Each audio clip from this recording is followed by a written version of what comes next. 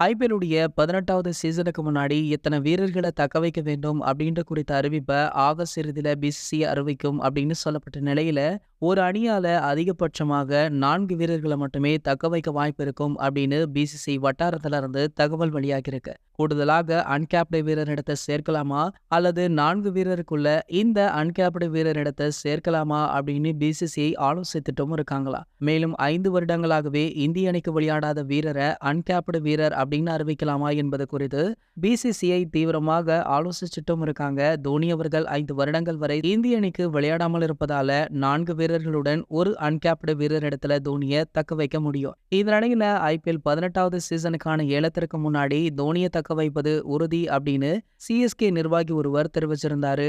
அது மட்டும் இல்லாம 2 வீரர்களை மட்டுமே தக்க வைக்க வேண்டும் அப்படின்னா கூட கேப்டன் ருத்ராஜ் கெய்க்வாட் மற்றும் மகேந்திர சிங் தோனியை தக்க வைப்போம் அப்படின்னு அவர் அதிரடியாக பேசியிருக்காரு. மேலும் பேசிய அவர், தற்போது எங்களுக்கு இருக்கும் சந்தேகம் ஒன்றுதான், தோனியை அன்கேப்டு வீரர் இடத்துல தக்க வைக்கலாமா இல்ல 4 வீரர்கள் இடங்கள்ல தக்க வைக்கலாமா அப்படின்றதுதான் காரணம். அதை வைத்துத்தானே தோனி அவர்களுடைய ஊதியத்தை நிர்ணயிக்க முடியும் அப்படின்னு பேசியிருக்காங்க.